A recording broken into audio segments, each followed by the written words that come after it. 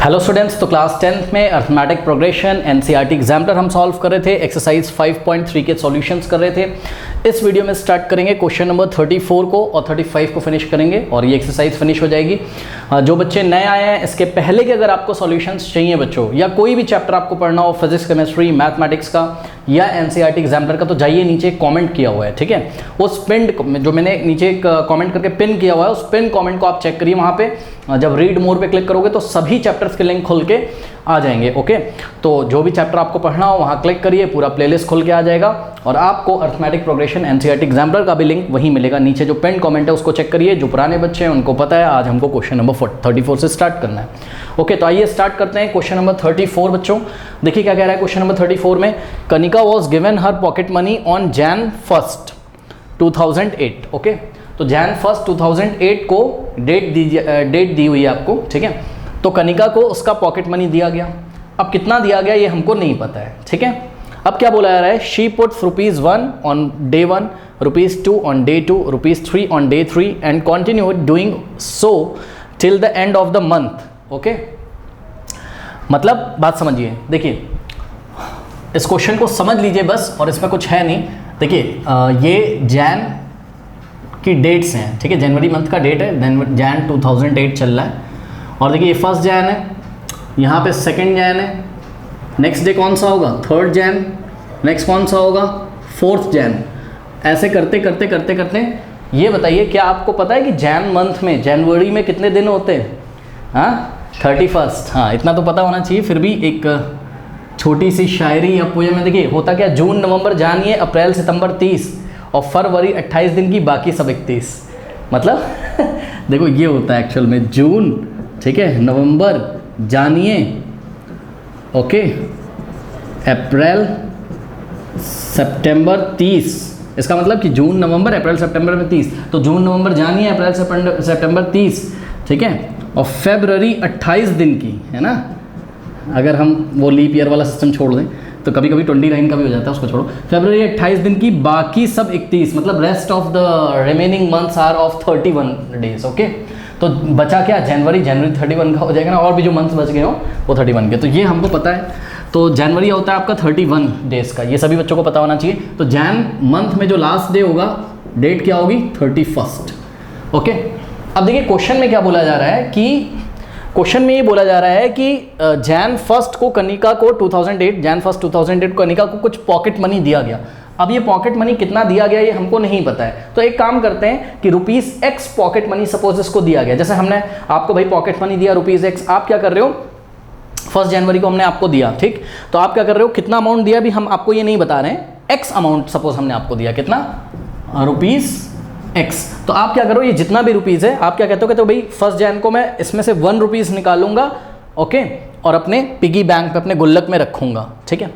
फिर जैसे ही 2nd day of the month होगा, यानी कि 2 Jan होगा, मैं ₹2 निकालूंगा अपने पॉकेट मनी में से।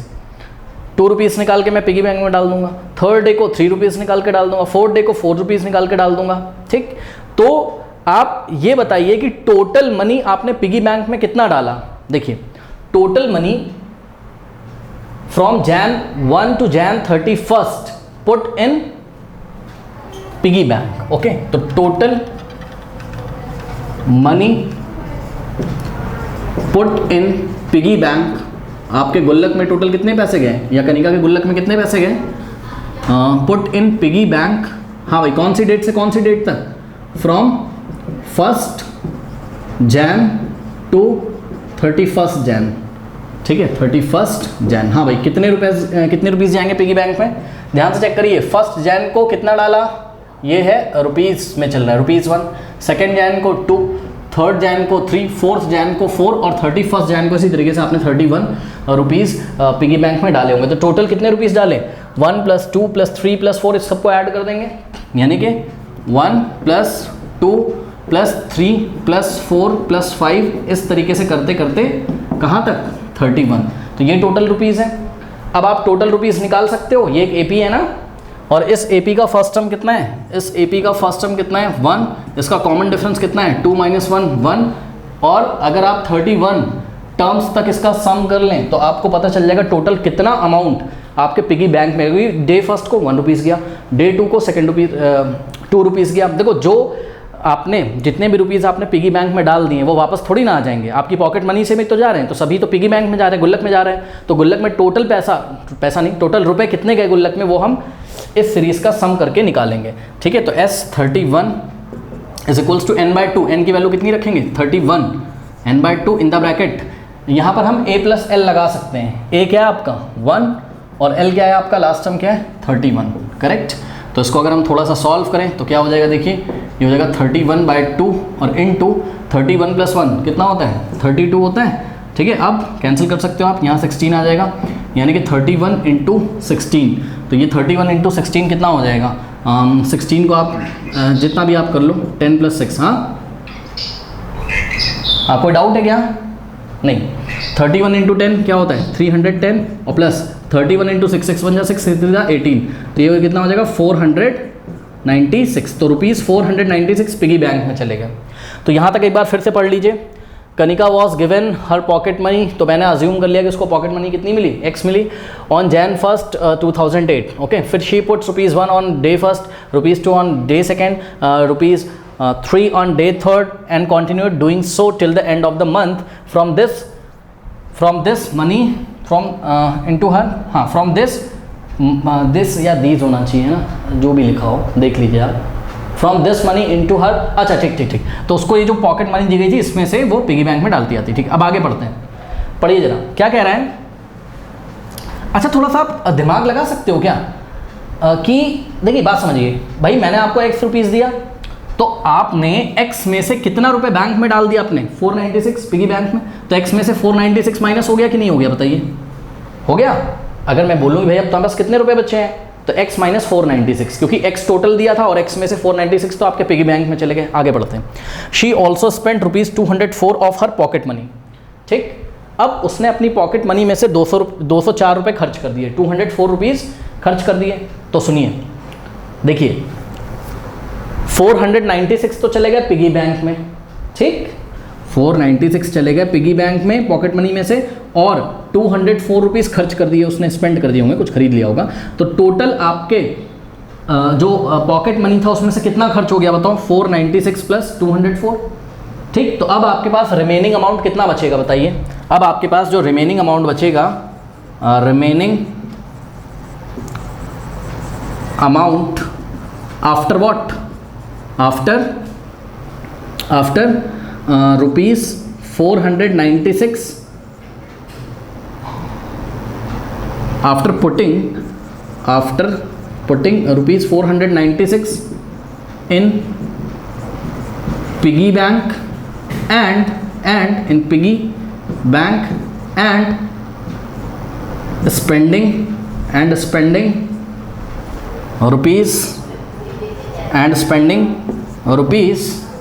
₹204। हाँ भाई कितना बचेगा बताइए, x में से क्या माइनस कर देंगे हम 496 + 204, बात समझ में आएगी नहीं, 496 + 204। तो ये आपके पास रिमेनिंग अमाउंट है। कोई डाउट है, आइए क्वेश्चन पढ़ते हैं।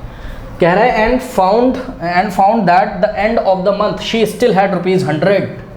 सुनो, मंथ के एंड में उसने क्या देखा कि भाई 496 तो पिगी बैंक में चले गए और 204 उसने स्पेंड कर दिया, उसके बावजूद भी उसको कितना रुपए बच रहा है ₹100। चेक करिए क्या कह रहा है कि शी ऑल्सो स्पेंड ₹204 और of her pocket money and found that the end of the month she still had ₹100।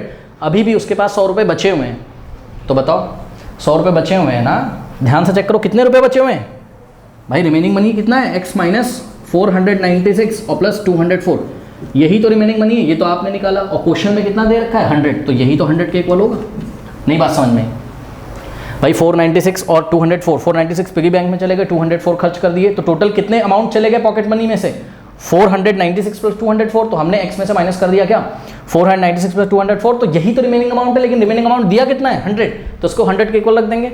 Okay, कह रहा है कि how much was her pocket money. तो सबसे पहले हमको क्वेश्चन में यही लिखना चाहिए था क्या, कि लेट हर पॉकेट मनी भी, आप कहीं लिख लीजिएगा, लेट हर पॉकेट मनी भी ₹x। ओके, तो लेट हर या let Kanika's pocket money, let Kanika's pocket money be ₹x। इसकी मनी हमने कितनी अज्यूम करी रुपीज़ एक्स। अब हम एक काम करते हैं, एक्स की वैल्यू निकाल लेते हैं। तो यहाँ पे linear equation in one variable बन गया है ना। अब आराम से एक्स की वैल्यू आ सकती है यहाँ से, तो ये आप लोग सॉल्व कर लीजिए इसको। तो x माइनस, तो यहाँ पे बस AP का यूज़ यहाँ पे हुआ था, AP का सम निकालना था हमको। 496 प्लस 204 कितना हो जाएगा, 496 और plus 204, 6 plus 4 10 carry 1, 9 plus 1 10 carry 1, 4 plus 1 5 plus 2 7, 700 हो गया ये। तो यहाँ हो गया आपका 700, ये दोनों ऐड हो गया 700 हो गया, यानी कि x माइनस क्या 700 is equals to what 100 minus 700 right में भेज दो। तो x इज इक्वल्स टू क्या हो जाएगा 100 प्लस 700, 100 प्लस 700 कितना होता है 800, यानी कि x की वैल्यू ₹800 आ गई।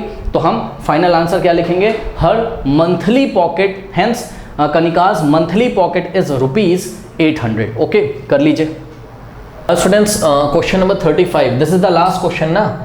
तो question number 35 of exercise 5.3, Yasmin saves ₹32 during the first month. Okay, तो ध्यान से चेक करिए, जो फर्स्ट मंथ होगा, जो भी होगा, फर्स्ट मंथ में ₹32 उसने सेव किए। फिर सेकेंड मंथ जब आया, सपोज जैन में ₹32 सेव किए, फिर ₹36 इन द सेकेंड मंथ। ठीक है, तो फेब्रवरी में उसने कितने सेव किए, यानी कि जो सेकेंड मंथ होगा ₹36। ओके, सपोज हमने जनवरी से स्टार्ट किया। Third month if she and ₹40 in the third month, तो थर्ड मंथ में कितना सेव किया उसने ₹40। चलो बहुत बढ़िया, ठीक। तो बस इतनी इन्फॉर्मेशन दी है। अब क्या कह रहा है, कह रहा है कि if she continues to save in this manner, अगर ये इसी तरीके से सेव करती रही, सुनो, अगर ये इसी तरीके से सेव करती रही तो in how many months will she save ₹2000, तो कितने मंथ में वो 2000 रुपये इकट्ठा कर लेगी, सेव कर लेगी। ठीक है, अब देखिए एक बात बताइए, देखिए जब ये मान लीजिए कि यास्मिन के पास मान लीजिए पिगी बैंक है, ठीक, तो फर्स्ट मंथ में उसने यहाँ पे कितने रुपीज़ पुट कर दिए, कितने रुपए डाल दिए 32। सेकेंड मंथ में कितने डाले बताइए 36, थर्ड मंथ में 40। तो इस तरीके से और भी रुपीज़ इसमें जब वो डालती रहेगी तो ये सब ऐड हो जाएंगे, तभी तो 2000 आएगा। तो यानी कि कितने मंथ्स में हमको टोटल अमाउंट 2000 मिलेगा। तो देखिए अगर आप ध्यान से चेक करें तो हम यहाँ पर लिख सकते हैं कि सपोज n मंथ्स में, कितने मंथ्स में, n मंथ्स में उसकी टोटल सेविंग कितनी हो जाती है ₹2000।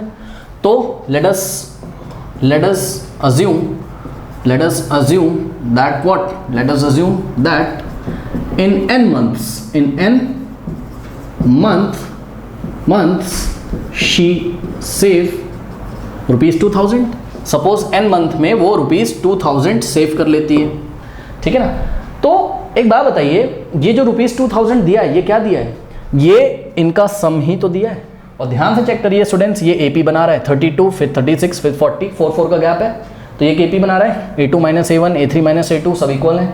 तो 4 ये AP बन रही है जिसका कॉमन डिफरेंस कितना है 4, और फर्स्ट टर्म कितना है इसका 32। तो यहाँ पे A कितना है, फर्स्ट टर्म 32, और जो कॉमन डिफरेंस है वो कितना है 4 है। और यहाँ पर आपको n मंथ्स तक जब वो सेव करेगी, टोटल सेविंग 2000 रुपीज़ दी है, यानी कि आपको SN दिया हुआ है। SN कितना दिया हुआ है आपको 2000। SN का मतलब आप समझ रहे हो ना भाई, इन सबको आप ऐड करोगे, यानी कि 32 प्लस 36 और प्लस 40, ये रुपीज़ में चल रहा है सब कुछ, dot dot dot up to कौन से टर्म्स तक, अप टू n टर्म्स, तभी तो आपको कितना मिलेगा ₹2000। बात समझ में है कि नहीं? तभी तो मैं कह रहा हूँ कि ये जो 2000 है ये क्या है, n टर्म्स का सम है। ओके, अब SN का यहाँ फॉर्मूला लगा दो, क्या होता है n/2 in the bracket 2a plus n minus 1 into d is equals to 2000। Okay, अब इसको सॉल्व कर लीजिए। कैसे करेंगे सॉल्व, एक काम करते हैं, देखिए वैल्यू रखते हैं यहाँ पे, n की वैल्यू आपको फाइंड करनी है क्योंकि n मंथ्स में ₹2000 सेव हो जाते हैं उसके पास। ओके, तो n/2 in the bracket 2 into a कितना है 32, तो 2 इंटू 32 और plus n minus 1 into D कितना है आपका 4 है। 4 को आप क्या लिख सकते हो 2 into 2, okay, is equals to 2000। Now अब देखिए आप कॉमन ले सकते हो, अंदर से 2 कॉमन ले सकते हो, ठीक है। 2 क्या ले तो आप 4 भी कॉमन सकते हो, 4 ही ले लें क्या, चलो अभी 2 ले लो। तो 2 कॉमन ले लेंगे तो क्या हो जाएगा, n/2 बाहर था और अंदर से 2 आएगा कॉमन, तो ये 2 बाहर चला गया, कितना बच गया 32 और प्लस n माइनस 1, एक 2 चला गया, एक 2 बच गया, इज इक्वल्स टू कितना आ गया 2000। ओके, ये 2 से 2 यहाँ पे कैंसिल हो गया, करेक्ट। थोड़ा सा और सिंप्लीफाई करते हैं स्टूडेंट्स। देखिए हो गया हमारे पास n इन द ब्रैकेट 32 को आप 16 इंटू 2 लिख लीजिए और plus n minus 1 into 2 correct is equals to 2000। अब आप फिर से अंदर से 2 कॉमन ले सकते हो, एक ही साथ मुझे ले लेना चाहिए था, चलो कोई बात नहीं, 4 कॉमन ले लेना चाहिए था, अब नहीं लिया तो कोई बात नहीं, चलो देखते हैं क्या होता है। देखो ये हो जाएगा आपके पास n इन द ब्रैकेट, पहले इतना कॉपी कर लो, देख लो जिसको देखना हो फटाफट, देख लिया, चलो n, अब देखो अंदर से 2 कॉमन ले लो तो 2 बाहर आएगा, 2 इंटू एन हो जाएगा, तो 2 इंटू एन या n इंटू 2 कुछ भी कर सकते हो आप। यहाँ से 2 चला गया, यहाँ 16 बचा और plus n minus 1 into 2, 2 common हो गया तो यहाँ n माइनस 1 बचा, n minus 1 is equals to 2000 correct. अब ध्यान से चेक करिए, ये 2 इधर मल्टीप्लाई है पूरे में, तो डिवाइडिंग बाय 2 बोथ साइड, तो लेफ्ट में हमने 2 से डिवाइड किया और राइट में हमने 2 से डिवाइड किया, 2 से 2 कैंसिल हो गया, क्या आ गया n और इन द ब्रैकेट देखिए 16 माइनस 1 15 हो जाएगा और 15 प्लस n हो गया, यानी कि n प्लस 15 हो गया, तो n प्लस 15 ब्रैकेट में बच गया इज इक्वल्स टू यहाँ कितना हो जाएगा 1000, तो ये हो गया आपके पास कितना 1000 ओके। अब देखिए n into n square plus plus plus n into 15n is equals to कितना हो गया 1000 हो गया करेक्ट। अब ये n में क्वाड्रेटिक इक्वेशन बन रही है, तो हम यहाँ पे n की 2 वैल्यूज़ फाइंड करेंगे ओके, और चेक करेंगे कि अगर n की कौन सी वैल्यू पॉजिटिव आ रही, कौन सी नेगेटिव, नेगेटिव वाले को इग्नोर कर देंगे, पॉजिटिव वाले को हम एक्सेप्ट कर लेंगे ओके। मतलब n की वैल्यू पॉजिटिव इंटीजर ही तो हो सकती है ना केवल, ठीक है। तो चलिए इसको सॉल्व करते हैं आगे, तो क्या होगा देखते हैं। देखिए 1000 को लेफ्ट में लेके आइए तो क्या हो जाएगा, ये हो जाएगा n स्क्वायर और प्लस 15n और माइनस 2000 इज इक्वल्स टू 0, 2000 नहीं है सॉरी 1000 है, ठीक है। 1000 को आप लेफ्ट में लाओगे तो नेगेटिव हो जाएगा ना, इधर पॉजिटिव है, लेफ्ट में लाओगे तो नेगेटिव हो जाएगा करेक्ट। अब यहाँ बच्चों को थोड़ी सी प्रॉब्लम होगी स्प्लिटिंग द मिडिल टर्म करने में, ठीक है। ध्यान से चेक करिए, ये -1000 लिखा है, तो -1000 को आप n स्क्वायर से मल्टीप्लाई करिए, आपको क्या मिल जाएगा, इसको मैं हटा दे रहा हूँ यहाँ से, ठीक है। देखिए आपको क्या मिल जाएगा, आपको मिल जाएगा -1000 n स्क्वायर ओके। एक सेकेंड मैं इसको हटा देता हूँ, नहीं तो ये नॉइस ले लेगा, चलो आ गई लाइट, कोई बात नहीं, ठीक है। तो -1000 n स्क्वायर ओके। अब देखिए आपके पास मिडिल टर्म में क्या है 15n, तो 15n को आप ऐसे 2 पार्ट्स में ब्रेक करिए कि आपको एडिशन पर कितना मिल जाए 15n और मल्टीप्लिकेशन करने पर -1000 n स्क्वायर मिल जाए। तो देखिए अब नहीं समझ में आ रहा है तो कोई बात नहीं, आप क्या करो इस 1000 के प्राइम फैक्टर करके रीअरेंज कर लो उसको, मैंने जैसा क्वाड्रेटिक इक्वेशन में बताया था, ठीक है। तो जिन बच्चों ने नहीं पढ़ा है क्वाड्रेटिक इक्वेशन, जाकर ठीक से पहले क्वाड्रेटिक इक्वेशन पढ़ें। देखिए यहाँ आ जाएगा 500 और यहाँ आ जाएगा कितना 250, 2 से डिवाइड कर रहा हूँ, मतलब प्राइम फैक्टर निकाल लो ना इसके, तो 2 और यहाँ कितना आ जाएगा 2 1 2 2 2 5 अब किससे जाएगा भाई ये 2 + 1 कितना होता है 3 5, ये 5 से जाएगा, ठीक है। तो 5 2 फिर 2 जाएगा, 5 2 5 5 और 5 5 और 5 1 करेक्ट। यानी कि ध्यान से चेक करिए कि 1000 को आप क्या लिख सकते हो, 1000 को आप लिख सकते हो 2 × 2 × 2 × 2, यानी कि 2 2 4 4 2 8, 2 की पावर 3 × 5 की पावर 3, कुछ ऐसा 2 × 2 × 2 × 5 × 5 × 5। अब देखो इसमें से आप कुछ नंबर्स का प्रोडक्ट लेके क्या ऐसा 2 नंबर जनरेट कर सकते हो जिनको एडिशन या सब्सट्रैक्शन पर कितना आ जाए 15 आ जाए। हाँ कौन कौन से नंबर होंगे बताइए। हाँ बिल्कुल सही, देखिए एक तो हो गया है 25, बिल्कुल सही, थोड़ा रीअरेंज करना पड़ता है, 5 5 25 यानी कि, और क्या बचा 2 2 4 4 2 8 8 5 40, बिल्कुल सही बिल्कुल सही। 40 × 25 अगर हम करें तो हमको 1000 ही तो मिलता है। अब आपको साइन डिसाइड करना है, तो देखिए आपको क्या लाना है 15n पॉजिटिव लाना है, यानी कि बड़े नंबर का साइन हम कैसा रखेंगे पॉजिटिव, तो 40 कैसा हो जाएगा आपका पॉजिटिव, तो 40n और -15n सॉरी -25n सही है बिल्कुल। क्यों, क्योंकि 40n -25n क्या होता है 15n होता है। और अगर हम मल्टीप्लाई करें किसको 40n को किससे -25n से, तो आपको -1000n स्क्वायर ही तो मिलेगा, -1000n स्क्वायर ही तो मिलेगा, ठीक है ना। तो इस तरीके से हम लोग करते हैं, ये क्वाड्रेटिक इक्वेशन में हमने बहुत सीखा था, ठीक है। तो यहाँ बस मैंने ऐसे ही रिवाइज करा दिया इसको। आइए अब इसको सॉल्व करते हैं। तो ये हो जाएगा आपका एन स्क्वायर प्लस 15n की जगह हम लोग क्या लिखेंगे 40n और minus 25n minus 1000 is equals to 0, correct. अब देखिए यहाँ से आपको कॉमन मिल रहा है क्या n, तो यहाँ हो जाएगा n प्लस 40, ओके। और यहाँ से आप क्या कॉमन लोगे -25 कॉमन लीजिए, तो -25 यदि आप कॉमन लेंगे तो ये n यहाँ पे पॉजिटिव बचेगा, तो यहाँ पे n हो जाएगा, और ये माइनस कॉमन लिया था आपने तो यहाँ प्लस हो जाएगा, और 25 इंटू 40 1000 होता है, तो यहाँ क्या बच जाएगा 40 बच जाएगा, इज इक्वल्स टू 0, करेक्ट। अब देखिए स्टूडेंट्स, ये आपका फर्स्ट टर्म है n प्लस 40 आ रहा है, ये सेकंड टर्म है n प्लस 40 कॉमन हो जाएगा, तो n प्लस 40 कॉमन हो गया, ये फर्स्ट टर्म में क्या बचा यहाँ n माइनस सेकेंड टर्म में 25 इज इक्वल्स टू 0। अब दो क्वांटिटीज़ का प्रोडक्ट 0, या तो ये 0 होगा या तो ये, अगर n प्लस 40 0 होगा तो n की वैल्यू क्या आ जाएगी -40, ठीक है। और अगर n माइनस 25 0 होगा तो n की वैल्यू -25 को राइट में भेजोगे तो क्या हो जाएगा +25, ओके। अब मुझे आप बताइए कि इनमें से हम कौन सी वैल्यू एक्सेप्ट करें 25, क्योंकि n हमेशा कैसा होता है नेचुरल नंबर होता है या पॉजिटिव इंटीजर होता है, ओके। तो -40 आप इग्नोर कर दीजिए, ओके। तो हम फाइनली क्या लिखेंगे कि hence in 25 month she saves ₹2000, okay. तो 25 महीने लगेंगे उसको, अगर वो इसी मैनर में सेव करती रही 2000 रुपये इकट्ठा करने में, ओके। कर लीजिए।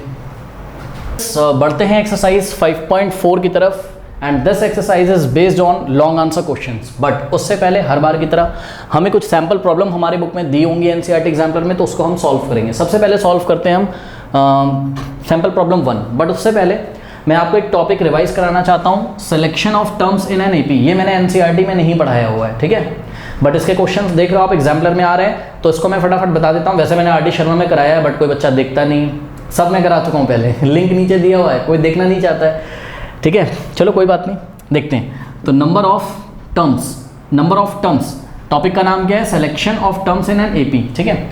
किसी एपी के टर्म्स को हम लोग अज्यूम कैसे करते हैं, उनका सिलेक्शन कैसे करते हैं। देखिए एक बात तो हमने आपको बताई हुई है कि अगर नंबर ऑफ टर्म्स आपके 3 हो, देखिए यहाँ पे हमने कॉलम बनाया हुआ है, 3 कॉलम हमने बनाए हुए हैं, ठीक है। यहाँ हम टर्म्स अजम्पशन लिखेंगे, ठीक है, और यहाँ हम लिखेंगे कॉमन डिफरेंस क्या लेना है। देखिए नंबर ऑफ टर्म्स, ठीक है, अगर आपको 3 नंबर ऑफ टर्म्स अज्यूम करने होते थे, याद है आपको, तो ये तो मैंने आपको सिखाया है। क्या होता था यहाँ पर, मिडिल टर्म ए होता था, इसके जस्ट पहले वाला a माइनस डी, और इसके जस्ट बाद वाला a प्लस डी। कोई डाउट है? अब आप यहाँ क्लियर देखिए कॉमन डिफरेंस कितना दिखाई पड़ रहा है आपको, डी। कैसे, a में d ऐड कर रहे हो a प्लस डी आ रहा है, a में d माइनस कर रहे हो a माइनस डी आ रहा है, यानी कि यहाँ पर कॉमन डिफरेंस क्या होता है d, करेक्ट। इतना समझ में आ गया। अब सुनिए, जब आपके पास नंबर ऑफ टर्म्स, आपको टोटल 4 टर्म्स अज्यूम करने हों, कितने नंबर ऑफ टर्म्स 4 अज्यूम करने हों, तब क्या करते हैं। देखिए बात समझिए, थोड़ा सा बात समझिए। उस टाइम जो कॉमन डिफरेंस होगा आप 2D लोगे, कितना लोगे 2D लोगे, लेकिन ध्यान रहे अब आपको इस a को नहीं लिखना है, तो बस ये दोनों टर्म आपको लिखने हैं पहले, तो लिख लें इसको। देखिए a माइनस डी लिखूंगा और कॉमा a प्लस डी लिखूंगा। कोई डाउट? अब देखिए क्या करिए, हमने क्या बताया यहाँ पे कॉमन डिफरेंस कितना लेना है 2D, करेक्ट। तो a प्लस डी में 2D ऐड कर दो, a प्लस डी में 2D ऐड करो, क्या मिलेगा a प्लस 3D। अरे चेक करो भाई, इसमें a प्लस डी में कॉमन डिफरेंस 2D ऐड करो तो कितना मिल जाएगा आपको a plus 3D, d plus 2D 3D। तो नेक्स्ट हो जाएगा आपके पास a प्लस 3D। अब a माइनस डी से पहले वाला टर्म क्या होगा, a माइनस डी में माइनस 2D कर दो, यानी कि a माइनस डी में माइनस 2D कर दो, तो माइनस डी माइनस 2D क्या हो जाएगा a माइनस 3D। तो यहाँ पे आ जाएगा क्या a माइनस 3D। बात समझ में आ गई कि नहीं? तो बताइए, अगर आपको 4 टर्म्स अज्यूम करने हो स्टूडेंट्स, नंबर ऑफ टर्म्स 4 हो अगर आपके पास, तो आपके पास क्या आएंगे टर्म्स, क्या अज्यूम करोगे, सिलेक्शन क्या करोगे, a minus 3D, a minus D, a plus D और a प्लस 3D। कोई डाउट है बताइए? हाँ, कोई डाउट है? नहीं। अब देखिए यहीं पर अगर आपको टोटल नंबर ऑफ टर्म, कितने टर्म्स हैं 1 2 3 4, अगर आपको total number of terms 5 assume करने हो, कितने 5 टर्म्स अगर अज्यूम करने हो, तो कैसे करते हैं, तो आपको फिर से a को लाना पड़ेगा, ठीक। तो पहले आप a लिखोगे, ठीक, फिर आप क्या लिखोगे a प्लस डी लिखोगे, और यहाँ पे लिखोगे आप a माइनस डी, करेक्ट। और यहाँ पर कॉमन डिफरेंस फिर से d हो जाएगा। तो 3 टर्म तो हो गए, टोटल कितने टर्म्स अज्यूम करने हैं 5। तो बताओ a प्लस डी में d ऐड कर दो, तो नेक्स्ट क्या हो जाएगा a प्लस 2d, और a plus D plus D a plus 2d, और a माइनस डी में d माइनस करो तो क्या हो जाएगा a माइनस 2d। कोई डाउट है? कितने टर्म्स हो गए 1 2 3 4 5 टर्म्स अज्यूम कर लिए हमने, ठीक। अब अगर आपको टोटल नंबर ऑफ टर्म्स अगर 6 अज्यूम करने हो तो क्या करेंगे, देखो ये इवन टर्म्स हैं, ये नंबर ऑफ टर्म्स इवन है, यहाँ भी नंबर ऑफ टर्म्स क्या है, इवन है, अरे 4 और 6 इवन है।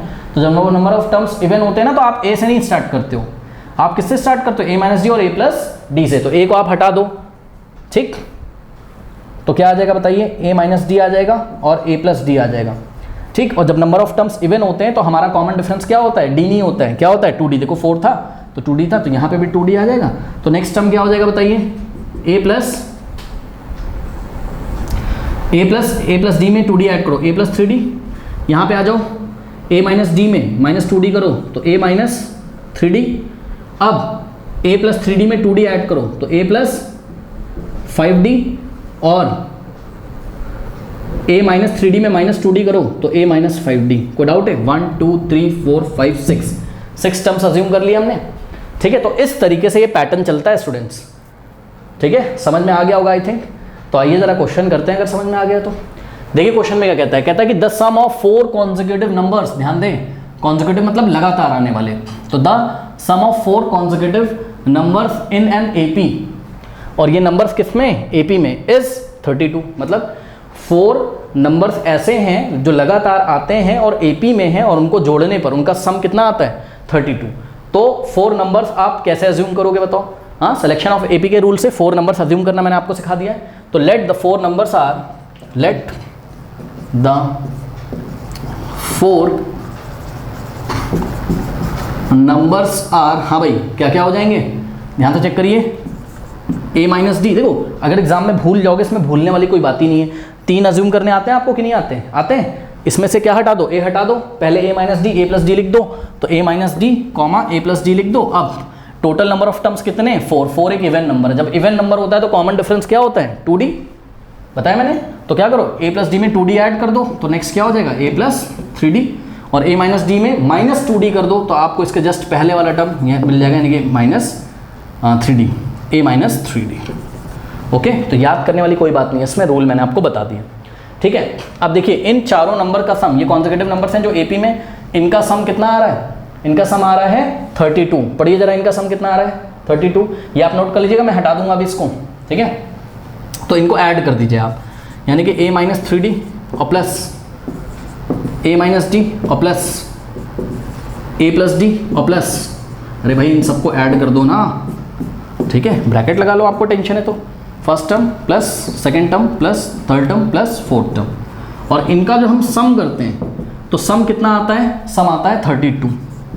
कोई डाउट है बताइए, इसको मैं हटा दे रहा हूँ, सम कितना आता है 32 आता है, ठीक है। चलो अब देखते हैं क्या होता है। अब देखिए स्टूडेंट्स, अभी हम आगे क्वेश्चन पढ़ लेंगे, लेकिन आपको इतना तो एक्सपीरियंस हो गया होगा अभी तक कि अगर हम इसको सॉल्व कर लें तो शायद एक ही हमको वैल्यू मिल जाए, शायद एक ही वैल्यू हमको मिल जाए। आइए जरा चेक करते हैं। तो स्टूडेंट्स ब्रैकेट तो मैंने आपको समझाने के लिए लगाया था, ब्रैकेट अगर आप हटा दोगे तो कोई फ़र्क इस पर पड़ेगा नहीं, ठीक है, क्योंकि हर जगह प्लस का साइन है, माइनस कहीं है नहीं, तो ब्रैकेट लगाने की ज़रूरत है नहीं। अब ध्यान से देखिए, 3d positive 3d negative cancel हो जाएगा, ठीक है, d positive d negative cancel हो जाएगा, और ध्यान से चेक करिए students, a plus a plus a plus a, total कितने हैं 4a, तो a plus a plus a plus a 4a is equals to 32। a की वैल्यू आ जाएगी कैसे, डिवाइडिंग बाय 4 बोथ साइड, 4 से लेफ्ट में 4 से राइट में, 4 से 4 गया, 4 1 जा 4 8 जा 32, तो a की वैल्यू जो हो गई आपकी कितनी हो गई 8 हो गई, करेक्ट। चलो भाई फर्स्ट टर्म कह रहा हूँ, सॉरी a तो आ गया। अब हम आगे क्वेश्चन पढ़ते हैं, आगे क्वेश्चन पढ़िए क्या कह रहे हैं, कह रहे हैं कि अब देखिए बहुत ध्यान से क्वेश्चन पढ़ना, बहुत इंपॉर्टेंट क्वेश्चन है।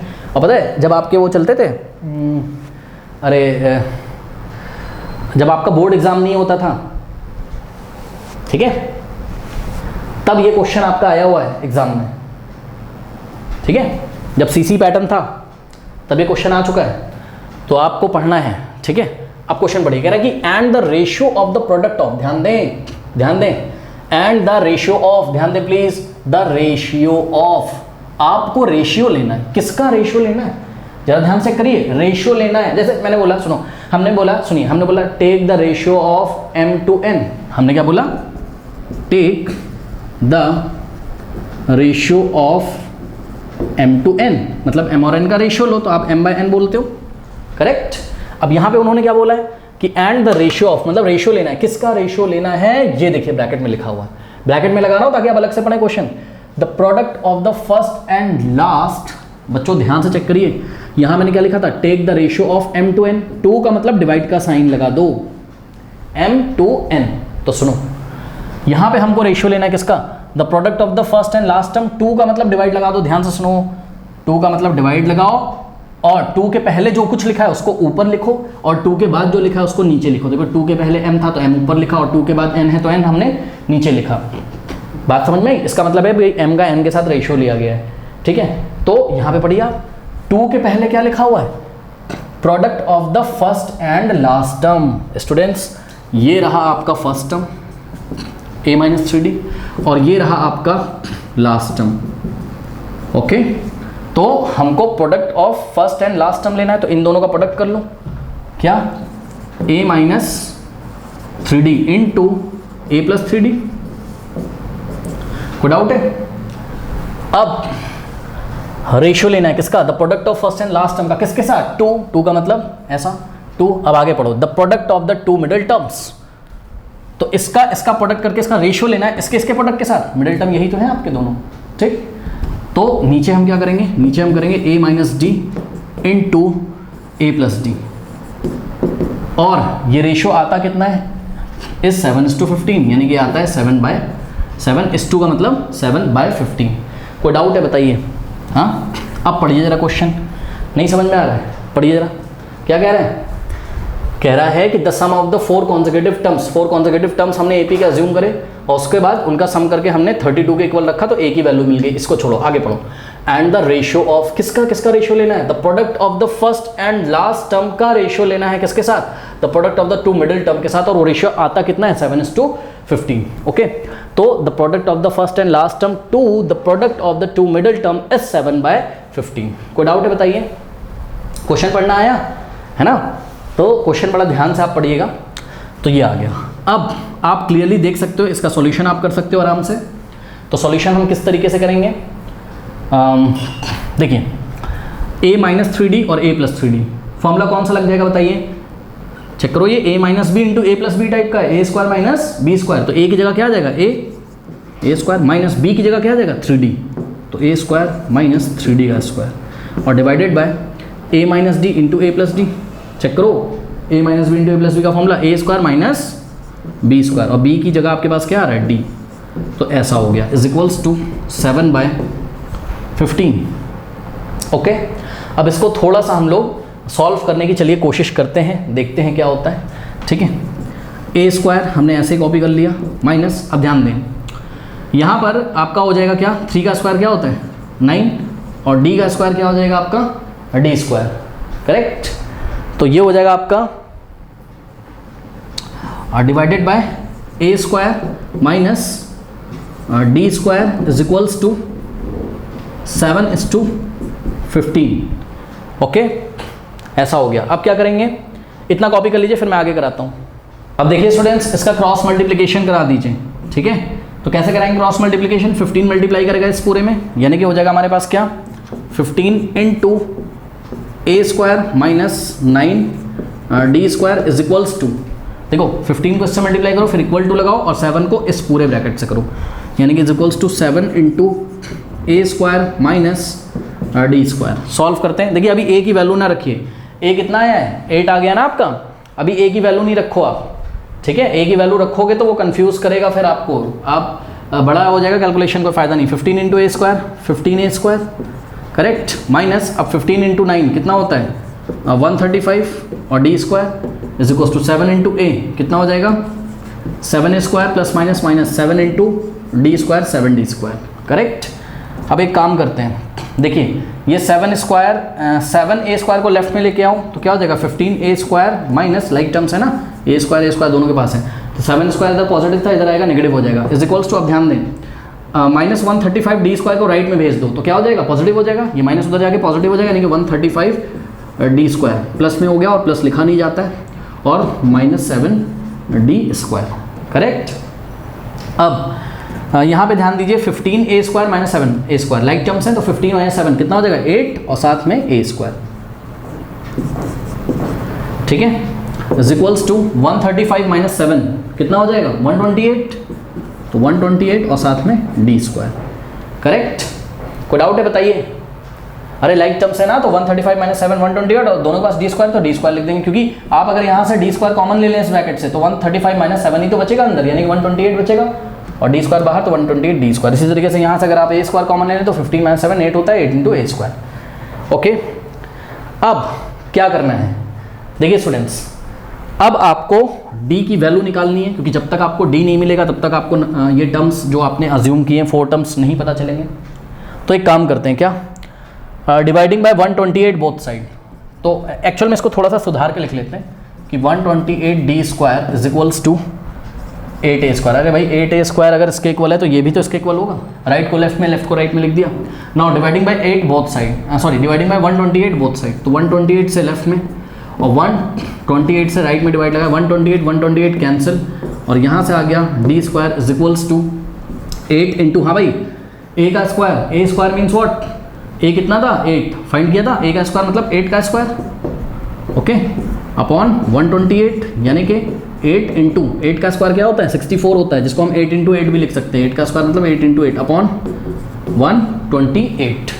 करेक्ट, सॉल्व करते हैं इसको, तो कैसे सॉल्व करें देखते हैं। मेरे ख्याल से 4 से कैंसिल होगा, 4 2 ज़ा 4 3 ज़ा और 4 2 ज़ा, ओके, 8 1 ज़ा 8 4 ज़ा 32, 2 1 ज़ा 2 2 ज़ा 2 1 ज़ा 2 4 ज़ा, ठीक। तो आपकी जो वैल्यू आ गई वो डी स्क्वायर की वैल्यू कितनी आ गई 4, भाई 4 ही तो बचा, बाकी नीचे 1 बचेगा, ऊपर 1 1 4 इंटू 1 4 अपॉन में 1 4।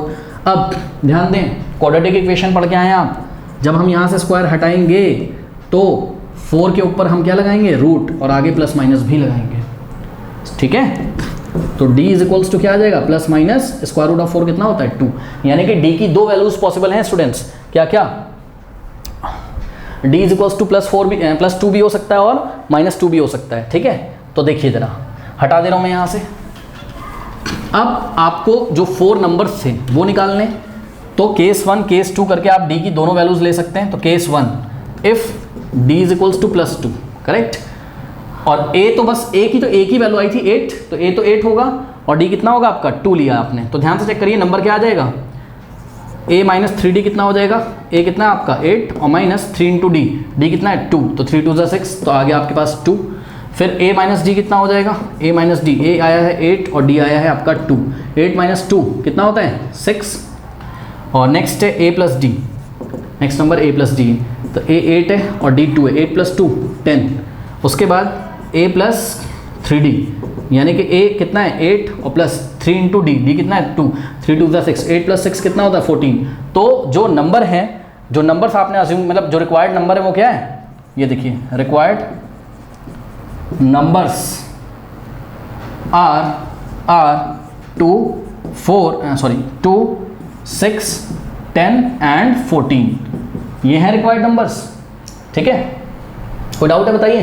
अगर आप इनको ऐड करोगे तो कितना आएगा 32, और अगर आप ध्यान से चेक करिए स्टूडेंट्स, अगर आप फर्स्ट टर्म और लास्ट टर्म का अगर प्रोडक्ट ले लो, यानी कि 2 इंटू 14 और इसका रेशियो ले लो किसके साथ, मिडिल 2 टर्म्स के प्रोडक्ट के साथ, तो आंसर आपका 7/15 ही तो आता है, चेक कर लीजिए। एक सेकेंड, हाँ 6 इंटू 10 है ना मिडिल टर्म्स, ठीक है। तो आपका रेशियो क्या आ जाएगा 7/15, कैंसिल कर लो, देखो चेक कर लो, 2 1 ज़ा और 2 3 ज़ा, फिर 2 7 ज़ा और 2 5 ज़ा, 5 3 ज़ा 15, ऊपर 7, बात समझ नहीं, तो बिल्कुल सही आंसर है हमारा, ठीक। आप ऐसे इसको छोड़ सकते हो, फिर भी अगर आप d की दूसरी वैल्यू लेना चाहो, if d is equals to -2, तो क्या होगा, क्योंकि d की दो वैल्यूज आई थी, ठीक है ना।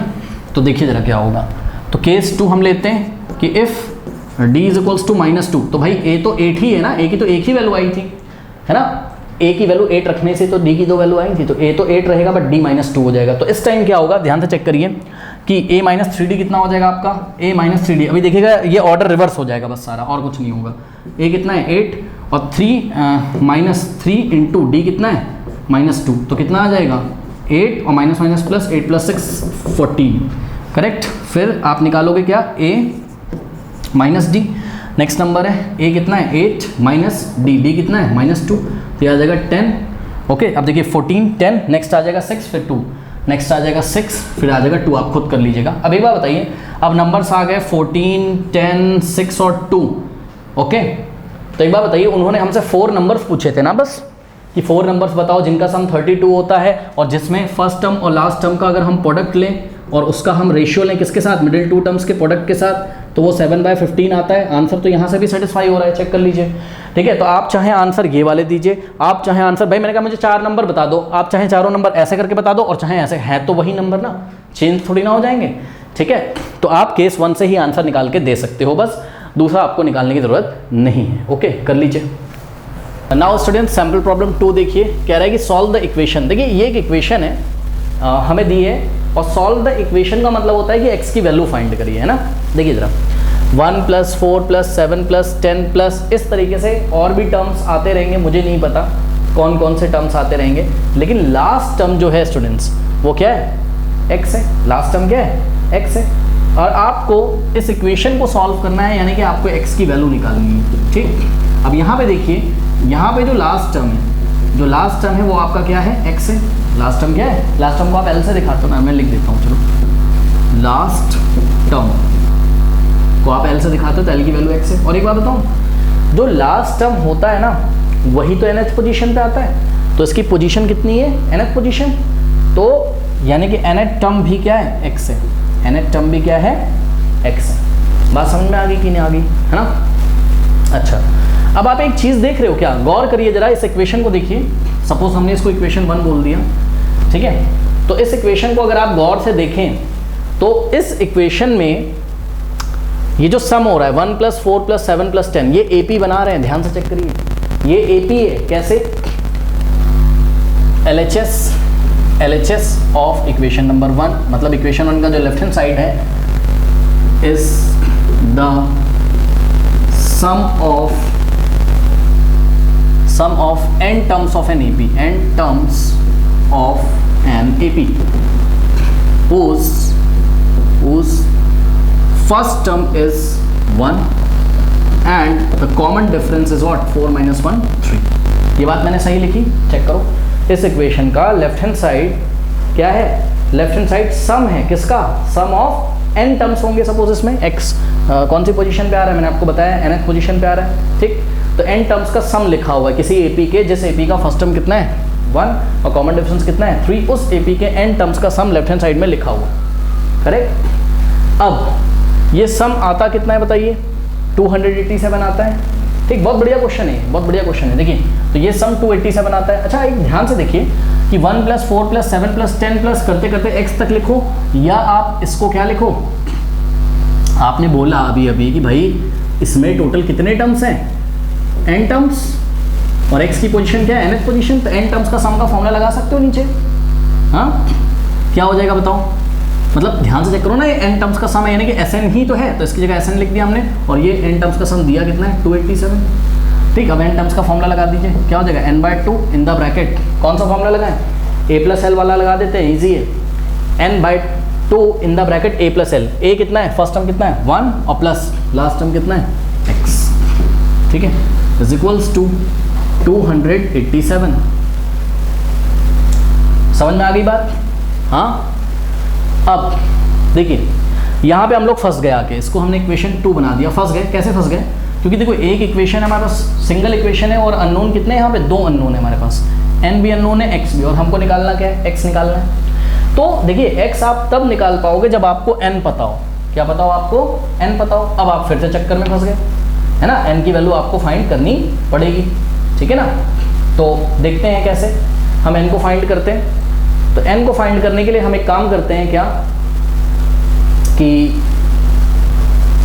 हम x की वैल्यू n के टर्म्स में पुट कर देते हैं, x की वैल्यू n के टर्म्स में पुट कर देते हैं, कैसे समझिए जरा।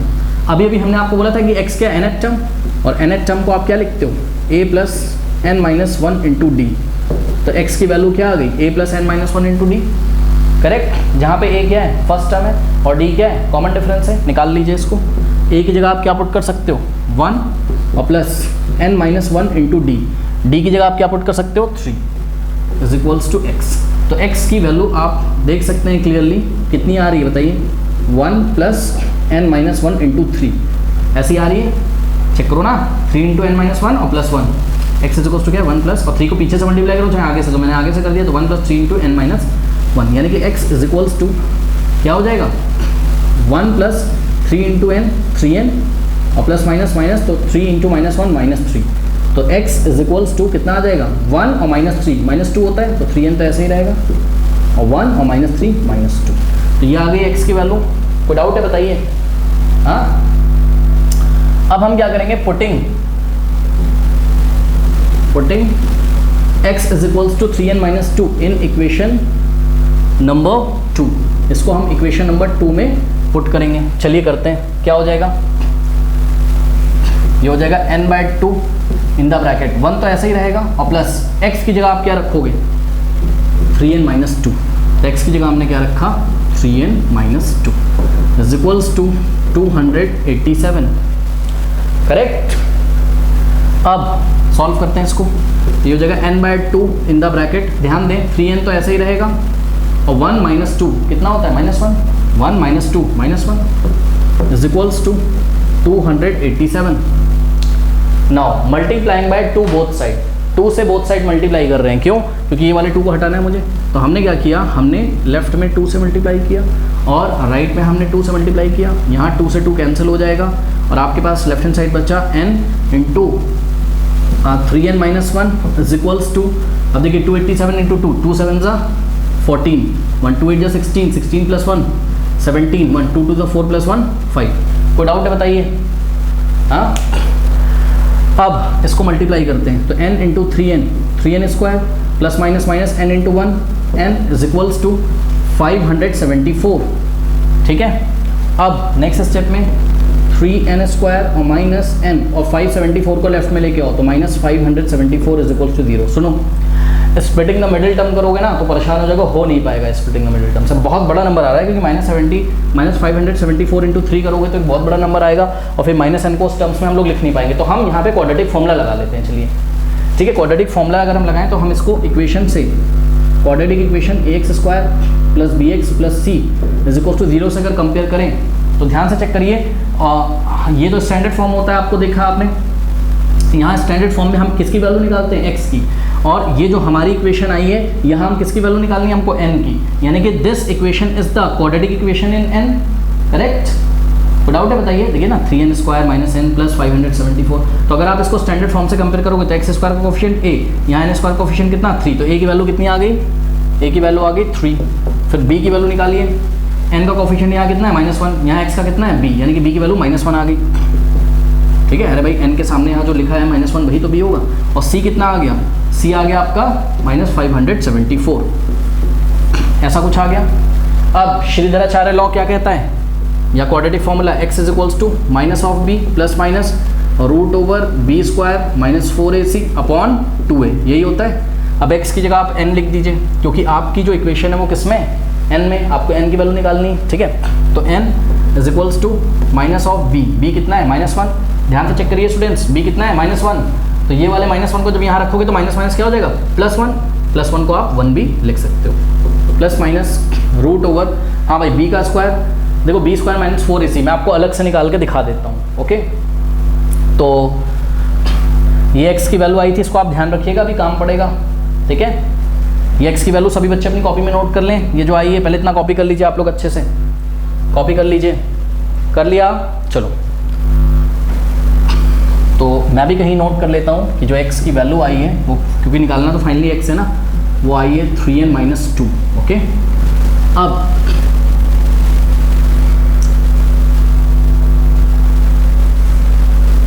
इसको भी आप कुछ नाम दे दीजिए, लेट अस से इक्वेशन नंबर 3 है, x की वैल्यू क्योंकि n आएगा तो यहीं पुट करेंगे तो x आ जाएगा, ठीक है। अब देखिए b स्क्वायर माइनस 4ac मैं आपको अलग से निकाल के दिखाता हूँ, b स्क्वायर माइनस 4ac, हाँ भाई क्या हो जाएगा, b कितना है -1 है, ठीक, तो -1 का स्क्वायर और -4 into a into c, a कितना है 3 इंटू सी, सी कितना है -574, करेक्ट। सॉल्व करते हैं, -1 का स्क्वायर 1 होता है, सभी बच्चों को पता है, और इसको मल्टीप्लाई करेंगे तो माइनस माइनस यहाँ प्लस आ जाएगा, 4 × 12 इंटू 574, ये हो जाएगा 1 और प्लस 12 को मल्टीप्लाई करो 574 से तो 574 इंटू 12 का क्या मतलब है, 12 को मैं लिख ले रहा हूँ, आप जैसे करना हो वैसे कर लो, 10 + 2 लिख ले रहा हूँ, इससे मेरे को ईजी हो जाएगा। 574 इंटू 10, तो 574 इंटू 0 प्लस 574 इंटू 2 कितना, 2 4 द 8, 2 7 द 14, 1 2 5 द 10 + 1 11, इन दोनों को ऐड कर दो तो आंसर आ जाएगा। यानी कि 5740 में ऐड करेंगे 1148, 1148, 8 + 0 8, 4 + 4 8, 7 + 1 8, 5 + 1 6, तो ये आ गया आपके पास, आ गया 6888 में 1 ऐड कर दूं तो कितना आएगा, 6889। तो ये आ गया आपका क्या, b² - 4ac, ठीक है। तो b² - 4ac की जगह आप क्या लिखेंगे, 6889 और डिवाइडेड बाय 2 इंटू a कितना है 3, तो 2 3 = 6 आ जाएगा नीचे। बात समझ में आई कि नहीं आई? अब देखिए स्टूडेंट्स, स्क्वायर रूट ऑफ 6889 आपको निकालना पड़ेगा, ठीक है। सब कुछ चेक किया जा रहा है कि कितना पढ़ के आए हो आप क्लास 8 में, इसको मैं हटा दे रहा हूँ। 8 क्लास में स्क्वायर रूट निकालना सिखाया जाता था, कुछ बच्चों को नहीं पता होगा। x की वैल्यू बोली कितनी आई थी, मैंने हटा दिया है, x = क्या आया था, 3n - 2, है ना, ये इक्वेशन 3 आई, यही आई थी, हाँ। चलो अब स्क्वायर रूट निकालो किसका, 6889 का स्क्वायर रूट कैसे निकालते थे, देखिए यहाँ राइट टू लेफ्ट पेयर बनाते हैं, तो 2 2 के पेयर बनाए हमने। अब देखिए टेबल पड़ी है यहाँ पे, तो 8 8 जा कितना आ जाएगा, 8 8 जा 64, ठीक, 8 - 4 4, 6 - 6 0, यहाँ कुछ नहीं बचेगा। और यहाँ पे जो आता था वही यहाँ पे ऐड कर देते थे, तो 8 के नीचे 8 लिख के ऐड कर दिया, 8 + 8 कितना आ जाएगा 16, नेक्स्ट पेयर कॉपी कर लेंगे, तो यहाँ पे कितना आ जाएगा 89, ठीक। अब क्या करेंगे, यहाँ पे कोई ऐसा नंबर सोचेंगे कि जो नंबर यहाँ पे भी आ जाए और ये नंबर इस पूरे को मल्टीप्लाई करे तो 489 आए, तो आंसर इस 3 यहाँ पे अगर आ जाए, तो यहाँ पे भी अगर 3 आ जाए, तो इस 3 को उठा के इस पूरे से मल्टीप्लाई करेंगे अगर, तो चेक करिए 3 3 = 9, कैसे सोचा मैंने कि यूनिट प्लेस पे क्या है 9, तो 3 3 = 9, 3 6 = 18, 1 3 1 418, बिल्कुल सही है, ठीक है। तो यहाँ आ जाएगा कितना 489, रिमाइंडर 0, यानी कि square root of 6889 is what 83, okay. जिन बच्चों को नहीं आता यूट्यूब पे सर्च करके पढ़ लीजिए या कमेंट करिए, तो मैं वीडियो बना दूंगा कि लॉन्ग डिवीजन मेथड के और भी प्रैक्टिस करा दूंगा। ये तो मैंने अभी सॉल्व करा दिया ऐसे। 1 ± स्क्वायर रूट ऑफ 6889 कितना आ गया आपका 83 आ गया, डिवाइडेड बाय 6, ओके। अब ध्यान से चेक करिए, एक बार आप पॉजिटिव लोगे, एक बार आप नेगेटिव लोगे, क्वाड्रेटिक इक्वेशन पढ़ी है ना, केस 1 n = 2, एक बार हम पॉजिटिव साइन लेंगे, यानी कि 1 + 83, एक बार यहाँ पर पॉजिटिव लो, एक बार नेगेटिव, 1 + 83/6, तो यहाँ से कितना आ जाएगा 83 + 1 कितना होता है 84/6, कैंसिल करते हैं, 2 3 जा और 2 4 जा 2 2 जा, तो यहाँ आ गया क्या 42/3, करेक्ट।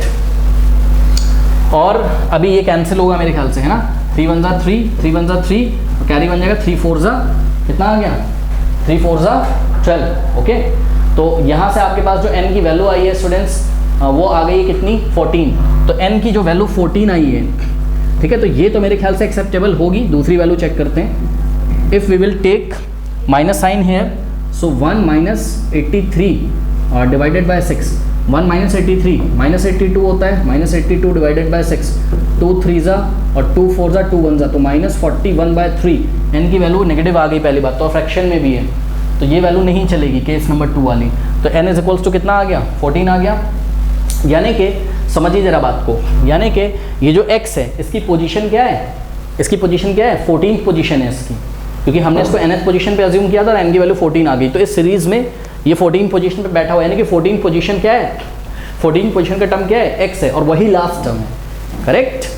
अब x की वैल्यू निकाल लीजिए, ये जो इक्वेशन बनाई थी यहाँ से x की वैल्यू निकाल लीजिए, तो from equation number 3 x will be 3n - 2, n की वैल्यू रखिए यहाँ, रखिए, तो 3 × n कितना है हम लोग का 14, माइनस कितना है 3n - 2, इसको सॉल्व करते हैं, 3 × 14 कितना हो जाएगा 42 - 2 कितना आ गया 40, तो the value of x is 40।